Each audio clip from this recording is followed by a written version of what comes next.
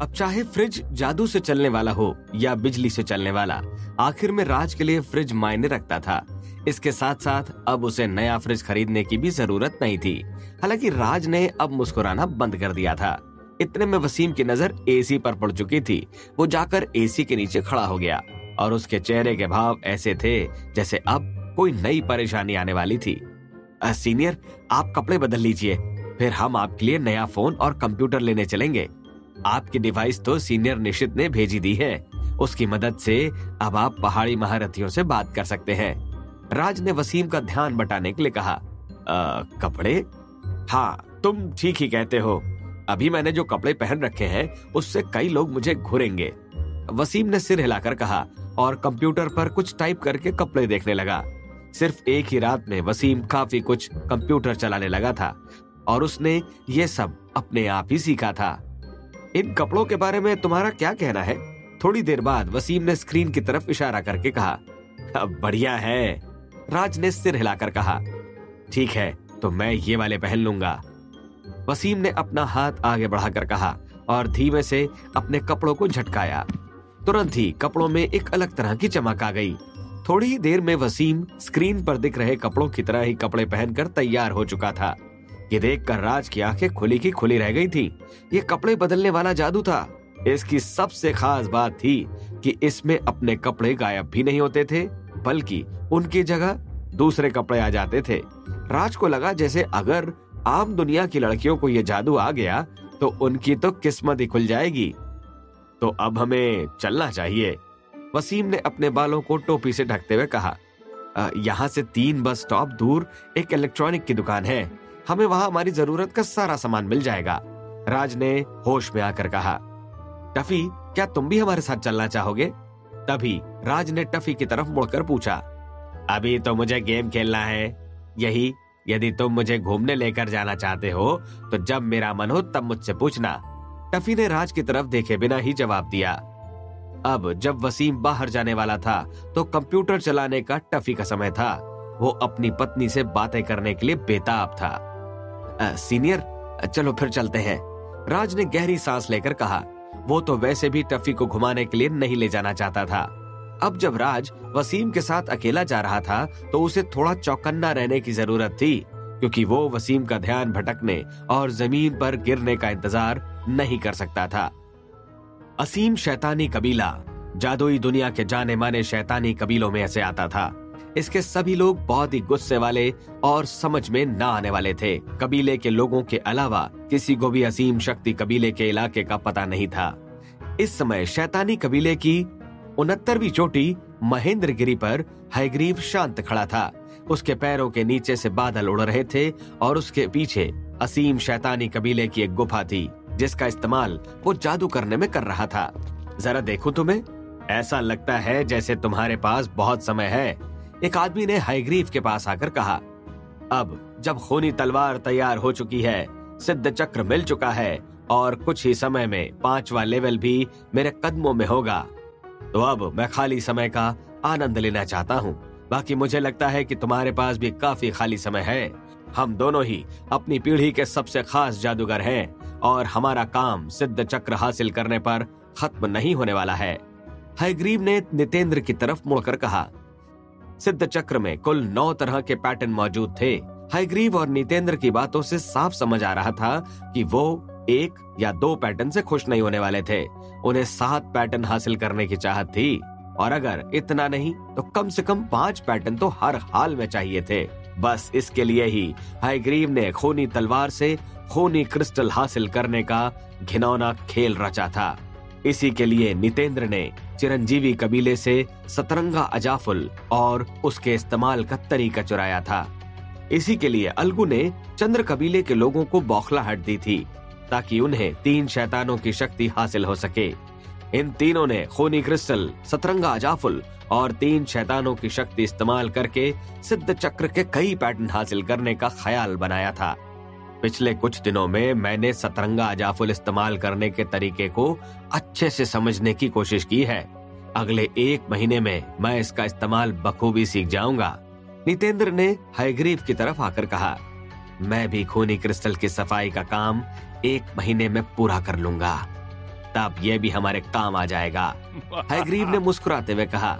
इतने में ही वहां घना कोहरा छाने लगा और अलगू अचानक से वहां पहुंचा। तीनों शैतानों की कुंडलिनी के साफ करने की शुरुआत हो चुकी है।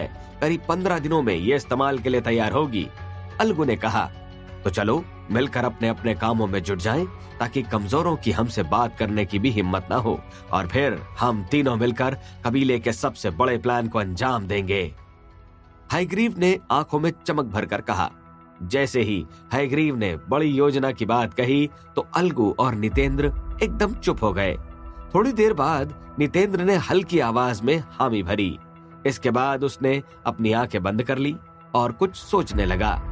किसी को नहीं मालूम था कि इस वक्त नितेंद्र के दिमाग में क्या चल रहा था। इस वक्त अलगू भी काफी सीरियस हो चुका था। लगता है वो यहीं आ रहा है। तभी अचानक नितेंद्र ने कहा, क्या ये शाखा प्रमुख जिगोलो है? वो यहाँ हर कभी आते रहते हैं। उन्हें ऐसा करने में बोरियत नहीं होती? मेरे पास फालतू समय नहीं है, मैं जा रहा हूँ। अलगू ने हंसकर कहा। अपनी बात पूरी करने के बाद अलगू काले धुएं में बदल गया और गायब हो गया। नितेंद्र ने भी कुछ नहीं कहा और लकड़ी की तलवार पर चढ़कर उड़ गया। कुछ ही देर में वो भी आंखों से ओझल हो गया। हैग्रीव कुछ कहने ही वाला था, लेकिन उसे मौका नहीं मिला। असीम शैतानी कबीले की कई शाखाएं विश्व भर में फैली थीं और जिगोलो उनमें से एक का प्रमुख था। मतलब वो महेंद्रगिरी का रखवाला था। इसके अलावा वो काफी गुस्सैल भी था। वो किसी दो-धारी तलवार से कम नहीं था। अगर कोई भी उससे असहमत होता था तो उसकी तलवार तुरंत अन जाती थी। अगर कोई बेमन से उसके साथ बैठा भी हो तो शायद वो उससे लड़ने लग जाता था। ऐसे में अगर सामने वाले की ताकत उसके बराबर निकली तो मुकाबला लंबा चलता था, वरना सामने वाले की सिर्फ पिटाई ही होती थी। महेंद्रगिरी के लगभग सभी लोग जिगोलो से झगड़ा कर चुके थे। यहाँ तक कि गिरी मुखिया भी अब जिगोलो के सामने खड़ा नहीं होता था। बस इसीलिए ही जिगोलो को शाखा प्रमुख बनाकर दूर भेज दिया गया था। और जब से गिरी प्रमुख ने हैग्रीव को आसरा दिया था, तब से हैग्रीव जिगोलो का खास ध्यान ले चुका था। यह आदमी वाकई नाक में दर्द है, हैग्रीव ने मन ही मन कहा और खुद को शांत रखने की कोशिश करने लगा। वो जानता था कि जिगोलो को दूसरे की परेशानी में ही खुशी मिलती है। लगता है हैग्रीव तुम्हारे पास आज ज्यादा ही समय है। तुम यहाँ खड़े होकर बादल देख रहे हो? हाँ, मुझे कुछ खबरें मिली हैं। कुछ लोगों का कहना है कि तुमने चंद्र कबीले में उत्पात मचा दिया और पूरे कबीले की बलि चढ़ाकर 4 खूनी क्रिस्टल हासिल कर लिए। हालांकि सुनने में आया है कि अंत समय में किसी कमजोर जादूगर ने तुमसे एक क्रिस्टल चुरा लिया। ये भी कमाल की खबर थी वैसे। जिगोलो के आने के पहले ही उसकी आवाज आ गई। इसके बाद एक लंबा आदमी हैग्रीव के सामने आया। उसके सफेद बाल सेही की तरह दिख रहे थे। इसके अलावा उसकी आंखों की दोनों पुतलियां सुनहरे रंग की थीं। ये उसके जादुई अंदाज के कारण था। कुछ कुछ देर में उसकी आंखों में सुनहरी बिजली भी दिखाई देती थी। चोटी पर सभी को इसके बारे में पता है। फिर सीनियर भाई जिगोलो को इतनी देरी से खबर कैसे मिली? हैग्रीव ने बेमन से मुस्कुराकर कहा। ये जिगोलो को नाखुश कर देने वाली मुस्कान थी। हालांकि पूरे महेंद्रगिरी पर कोई भी जिगोलो से बात नहीं करना चाहता था। मैंने तो ये भी सुना है कि जिसने तुम्हारा क्रिस्टल चुराया उसने अभी अभी जादुई दुनिया में कदम रखा है। यहाँ तक कि उसका आधार भी पूरा नहीं हुआ है। जिगोलो ने खिल्ली उड़ाकर कहा। हाँ, ये भी सही है। ये एक आम लड़का था जो शाही शेर का दोस्त था। उसने अपने मन का दरवाजा खोल लिया था और आधार भी पूरा कर लिया था। हैग्रीव ने मुस्कुराते हुए कहा। तुम इतनी सी बात से डर गए कि वो शाही शेर का साथी था? बस इतने के कारण तुमने खूनी क्रिस्टल वापस नहीं छीना। जिगोलो ने अजीब ढंग से हंसते हुए कहा। मुझे लगता है आप मजाक के मूड में हैं। बिना तैयारी के कभी चाल नहीं चली जाती। मैं तब तक कुछ नहीं करता जब तक मुझे उसका अंजाम न पता हो। हैग्रीव ने मुस्कुराकर कहा। मुझे तो जितना समझ में आया उस हिसाब से तुम शाही शेर से डर गए। अब जब तुम्हें अपना खूनी क्रिस्टल लेने में डर लग रहा है तो मुझे ये काम अपने हाथ में ले लेने दो। मैं उसे ले आऊंगा तो तुम्हें बुरा तो नहीं लगेगा, नहीं है ना? हालांकि तुम्हें बुरा लग भी जाए तो मुझे इससे कोई फर्क नहीं पड़ता। जिगोलो ने मुस्कुराते हुए कहा, हाँ बिल्कुल, मुझे बुरा नहीं लगेगा। सीनियर भाई, आप जो चाहे वो कर सकते हैं, हाइग्रीव ने बेमन से मुस्कुराते हुए कहा। असल में वो जिगोलो को जोरदार तमाचा मारना चाहता था, हालांकि उसने खुद को काबू में रखा। जिगोलो ने भी अपने पैर जमीन पर पटके और वहां से चला गया। क्या तुम जिगोलो का इस्तेमाल उस लड़के पर करने वाले हो? जिगोलो के जाते ही अलगू ने पूछा। अगर उसने वाकई खूनी क्रिस्टल ले लिया तो हम क्या करेंगे? नितेंद्र ने बादलों से निकलकर पूछा। इस सब से कोई फर्क नहीं पड़ता, क्योंकि वो खूनी क्रिस्टल का एक हिस्सा बस है। हाँ, वो बात अलग है कि जिगोलो उसे आसानी से हजम कर जाएगा। हाइग्रीव ने मुट्ठी बांधकर कहा और आगे बोला, हालांकि मुझे लगता नहीं कि वो लड़का कोई आम जादूगर था, वरना वो इतनी आसानी से हमारी रणनीति में कमी नहीं निकाल पाता। उसने तुक्का मारकर वो कमी नहीं ढूंढी थी। इसका मतलब या तो वो भेड़ों में भेड़िया है या कोई बहुत ताकतवर उसकी मदद कर रहा है। इसमें से वो जो भी है, ये तो हमें बाद में ही पता चलेगा। और अब जब जिगोलो ने खुद ये काम हाथ में लिया है तो मुझे उसे रोकना ठीक नहीं लगता। तुम्हें क्या लगता है? हाँ, मुझे भी उसे रोकना ठीक नहीं लगता, नितेंद्र ने कहा। मैं जिगोलो पर नजर रखूंगा, अलगू ने कहा। क्या राज पर बढ़ रही इस नई मुसीबत से राज खतरे में पड़ने वाला था? क्या जिगोलो राज से खूनी क्रिस्टल छीन कर ले जाएगा?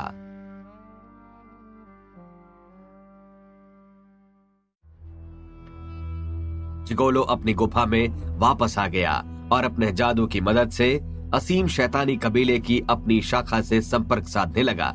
कबीले में हमेशा रक्षात्मक जादू चालू रहता था, इसलिए मोबाइल द्वारा बाहरी दुनिया से जुड़ पाना असंभव था। शाखा प्रमुख, आपको कोई मदद चाहिए? शाखा प्रबंधक मैनेजर चंद्रू ने तुरंत उत्तर देकर कहा। इस शाखा के लोग वाकई बहुत बदकिस्मत थे कि उनका जिगोलो जैसा प्रमुख था। जिगोलो उन सब की पिटाई लगा चुका था। वो सभी इतने डरे हुए थे कि जिगोलो को इस बात से भी गुस्सा आ जाता था और आखिर में उनकी ही पिटाई हो जाती थी। मैं चाहता हूं कि तुम एक चीज का पता लगाओ। करीब 15 दिन पहले हाइग्रीव ने चंद्र कबीले की बलि चढ़ा दी और उसका खूनी क्रिस्टल किसी कमजोर जादूगर ने चुरा लिया। उस जादूगर की सारी जानकारी मुझे ला कर दो। जिगोलो ने सख्त आवाज में कहा। समझ गया, मैं अभी जाकर पता लगाता हूँ, मैनेजर चंद्रू ने कहा। जैसे ही तुम्हारा काम हो जाए मुझे आकर सब कुछ बताना, जिगोलो ने आम लोगों की तरह कहा। भले ही जिगोलो बहुत ही गुस्सैल था, लेकिन सामान्य कंडीशन में जिगोलो भी आम लोगों जैसा ही बर्ताव करता था। शाखा के अंदर मैनेजर चंद्रू ने अपने गुर्गों को हाइग्रीव वाली घटना की सारी जानकारी जुटाने के लिए लगा दिया। असीम शैतानी कबीले के गुप्तचर चारों ओर फैले हुए थे और दुनिया में उसकी शाखाएं भी इसी नेटवर्क का हिस्सा थी, इसलिए हर शाखा जानकारी इकट्ठा करने में एक दूसरे की मदद करती थी। जल्द ही महेंद्रगिरी शाखा को भी उनकी जानकारी मिलने वाली थी। खूनी क्रिस्टल चोरी हो जाने के बाद से ही हाइग्रीव ने भी राज के बारे में जानकारी जुटाने के लिए अपने साथियों को लगा दिया था और 5 ही दिन में पहले एक आदमी ने राज के बारे में कुछ जानकारियां हाइग्रीव को दे दी थी। लेकिन इस जानकारी से हाइग्रीव के मन में और भी सवाल पैदा होने लगे थे, जैसे कि इस साल के पहले राज और कुछ नहीं बल्कि सिर्फ एक स्कूल का बच्चा था। हालांकि फिर जादुई दुनिया में अपनी दवाइयों के कारण काफी जाने जाने वाले शल्य की राज से दोस्ती हो गई और बाद में ऐसा ही शाही शेर के साथ भी हुआ। हालांकि ये सब जानकारी अधूरी थी, लेकिन हाइग्रीव को इतना तो समझ में आने लगा था कि राज के साथ कई ताकतवर जादूगर थे। इसके बाद जब लोगों ने इस जांच पड़ताल को आगे जारी रखना चाहा, तो उनके साथ कुछ बहुत ही अजीबोगरीब हुआ। 3 दिन पहले किसी ने असीम शैतानी कबीले की देहरादून शाखा को तबाह कर दिया। ये काम शाही शेर का था। उसने अकेले ही पूरी शाखा निस्तो नाबूद कर दी थी। ऐसा करने के बाद शाही शेर वहां से ऐसे चला गया जैसे कुछ हुआ ही ना हो। इसके बाद शाही कबीले का माल विभाग देहरादून शाखा आया और वहां मौजूद सभी तरह के खजाने और चीजों को वहां से ले गया। यहाँ तक कि कुछ जानकारियां भी उनके हाथ लग गईं। हालांकि किस्मत से उस शाखा में मौजूद जानकारी बहुत ही बड़ी जानकारी नहीं थी, इसलिए असीम शैतानी कबीले को इसका कोई बड़ा हर्जाना नहीं भुगतना पड़ा। शाही कबीले का शाही शेर, इस आदमी ने नाक में दम कर रखा है। इस पूरी घटना की रिपोर्ट देखते ही मैनेजर चंद्रू डर कर कांप उठा। उसे समझ में नहीं आ रहा था कि शाही शेर ने सिर्फ एक तलवार के बूते पर अकेले ही पूरी शाखा को कैसे तबाह कर दिया, जबकि असीम शैतानी कबीले की हर शाखा में करीब 800 लोग रहते थे। इसके अलावा अगर वहां के रक्षात्मक जादू की बात करें तो वे 6वें लेवल के किसी भी जादूगर को रोकने के काबिल थे। लेकिन शाही शेर जो कि 5वें लेवल पर था, उसने उस जादू को भी तहस नहस कर दिया था। अब इस बारे में सोचने पर मुझे समझ आया कि हमारी शाखा भी देहरादून शाखा से दूर नहीं है, मैनेजर चंद्रू ने कांपती हुई आवाज में कहा। उसने तुरंत ही शाखा प्रमुख जिगोलो से बात करने की ठानी। क्या तुम्हें उस लड़के के बारे में कोई जानकारी मिली? जिगोलो ने पूछा। हाँ शाखा प्रमुख, मैं उसके बारे में मिली सारी जानकारी आपको भेज दूंगा। इसके अलावा असीम शैतानी कबीले की देहरादून शाखा को शाही शेर ने अकेले ही तबाह कर दिया और हमारी शाखा भी उसके बहुत करीब है। क्या हमें सावधान हो जाना चाहिए? मैनेजर चंद्रू ने बड़े संभले हुए शब्दों में कहा। वो किसी भी कीमत पर जिगोलो को गुस्सा नहीं दिलाना चाहता था। ये सब हायग्रीव की गलती है। उसने ही उस पागल शाही शेर को उंगली की थी। हालांकि उसके बारे में ज्यादा सोचने की जरूरत नहीं है। कबीला उससे निपटने के लिए किसी को भेज देगा। जैसे ही मुझे वो लड़का मिलेगा, सब कुछ अपने आप सही हो जाएगा। पहले मुझे वो जानकारी भेज दो, फिर मैं बताता हूँ कि आगे क्या करना है, जिगोलो ने अजीब ढंग से कहा। जैसे ही जिगोलो ने कहा कि कबीला किसी को इस मामले से निपटने के लिए भेजेगा, तो मैनेजर चंद्रू ने राहत की सांस ली। बातचीत खत्म होने के बाद जिगोलो ने शैतानी ढंग से मुस्कुराया। उसे अपनी ही बात पर हंसी आ रही थी। कबीला शाही शेर को रोकने के लिए किसी को भेजेगा, लेकिन ऐसा आखिर कोई था ही नहीं। सहस्त्रबाहु जैसे शूरवीर को शाही शेर ने घायल कर दिया था और उसे हायग्रीव के साथ भागना पड़ा था। अगर शाही शेर जिगोलो की शाखा को मिटाने वाला था, तो कहीं न कहीं जिगोलो के लिए ये अच्छी चीज थी। अपनी शाखा मिट जाने के बाद जिगोलो असीम शैतानी कबीले की मुख्य शाखा वापस जा सकता था। इसलिए वो भी अपनी शाखा तबाह हो जाने का इंतजार कर रहा था। इसके बाद जिगोलो ने मैनेजर चंद्रू की भेजी जानकारी देखना शुरू कर दी। इस जानकारी से तो कई और सवाल खड़े हो रहे हैं। ये तो बड़ी ही मजाकिया जानकारी है। एक झलक में ही मुझे सब समझ आ गया। ये जूनियर नाम का लड़का बस अच्छी किस्मत वाला है, जिसके कारण इसकी शल्य से दोस्ती हो गई है और ये जादूगर बन गया। शाही शेर के शल्य से अच्छे संबंध होने के कारण ही ये लड़का शाही शेर से जुड़ पाया। जिगोलो ने अपनी दूरदृष्टि लगाते हुए सोचा और उसने इस बात को ही सच समझ लिया। इसके बाद उसने मैनेजर चंद्रू को फिर से कांटेक्ट किया। मैनेजर चंद्रू, किसी को इस जूनियर नाम के लड़के पर नजर रखने के लिए भेजो। सही मौका पाकर उसे जिंदा पकड़ लो। इसके बाद उसे शाखा लेकर आओ। तुम्हें शल्य या शाही शेर की चिंता करने की जरूरत नहीं है। वो दोनों अभी उसके साथ मौजूद नहीं है। आखिरकार इस लड़के ने अभी अभी अपना आधार हासिल किया है, तो उसे पकड़ना काफी आसान होगा। जब तुम इतना कर लो तो मेरा इंतजार करना। मैं खुद आकर उसकी जांच पड़ताल करूंगा और खोनी क्रिस्टल की जानकारी निकालूंगा। जिगोलो ने भयानक ढंग से हंसते हुए कहा।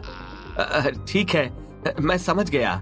मैं अभी किसी को वहां भेजता हूँ, मैनेजर चंद्रू ने सिर हिलाकर कहा। बात खत्म होते ही मैनेजर चंद्रू ने एक बार फिर राहत की सांस ली। क्या हमारी शाखा का कोई देहरादून के आसपास है? चंद्रू ने अपने गुर्गों से पूछा। मैनेजर चंद्रू, छोटा चेतन ही देहरादून इलाके में किसी चीज की जांच पड़ताल करने गया है, गुर्गे ने कहा और उसके रोंगटे खड़े हो गए। छोटा चेतन पहले लेवल का जादूगर था और वो जल्द ही सिद्ध चक्र हासिल करने वाला था। वो बहुत ही काबिल और अपनी ताकत छुपाने में माहिर था। इस शाखा में वो जानकारी जुटाने में सबसे होनहार जादूगर था, लेकिन उसके नाम के ठीक उलट उसकी ऊंचाई पूरी 2 मीटर थी। वो हाड़ मांस का एक पहाड़ था। इस सब के बावजूद भी उसका चेहरा काफी सुंदर था। छोटा चेतन इस बात का जीता जागता उदाहरण था कि हट्टे कट्टे लड़के भी सुंदर हो सकते हैं। छोटा चेतन, मुझे लगता है कि तुम सिर्फ चेतन भी कह सकते थे, ये ज्यादा बेहतर लगता है, मैनेजर चंद्रू ने सीरियस होकर कहा। ठीक है, तो अब मैं चेतन ही कहूंगा, गुर्गे ने जवाब दिया। ठीक है, फिर छोटा चेतन। अरे चेतन से कह दो कि जूनियर नाम के उस लड़के पर नजर रखे और मौका मिलते ही उसे अगवा कर ले। उसने अभी अभी अपना आधार हासिल किया है और चेतन को उससे निपटने में कोई तकलीफ नहीं होगी। मैनेजर चंद्रू ने कहा, ठीक है, मैं अभी उससे बात करता हूँ, गुर्गे ने कहा और फोन निकालकर चेतन को फोन लगाया। थोड़ी देर घंटी बजने के बाद सामने से फोन उठाया गया। चेतन, तुम्हारे लिए एक काम है, गुर्गे ने सीधा मुद्दे पर आकर कहा। यह सुनने में कितना अजीब लगता है, मुझे छोटा चेतन ही कहो। दूसरी तरफ से एक आवाज आई। गुर्गे ने आसमान की तरफ देखा और उसके चेहरे पर लानत भरे एक्सप्रेशन आ गए। ठीक है, मैनेजर चंद्रू ने कहा है कि तुम्हें जूनियर नाम के एक लड़के पर नजर रखनी है। उसने अभी अभी अपना आधार हासिल किया है। अगर तुम्हें मौका मिले तो उसे अगवा करके कबीले वापस लाना है। मैं उसकी जानकारी थोड़ी देर में तुम्हें भेजता हूँ, गुर्गे ने दांत पीसते हुए कहा। जूनियर, मुझे इसके बारे में पता है, तुम कुछ मत भेजो, बाकी मुझ पर छोड़ दो, चेतन ने कहा और फोन कट कर दिया। जैसी मुझे उम्मीद थी। जूनियर ने असीम शैतानी कबीले का ध्यान खींच ही लिया। अगर मैंने उसे पकड़ लिया और कबीले वापस ले जा पाया तो मेरी तरक्की पक्की है, चेतन ने हंसकर कहा। हंसते हुए उसने किसी को फोन लगाया। हेलो सलोनी, ये मैं हूँ छोटा चेतन। अरे मुझे तुम्हारी कुछ मदद चाहिए, तुम्हें कुछ चुराना होगा, छोटा चेतन ने कहा। सलोनी पॉकेटमार कबीले की सदस्य थी और वो ताले और बंदिशें तोड़ने में माहिर थी।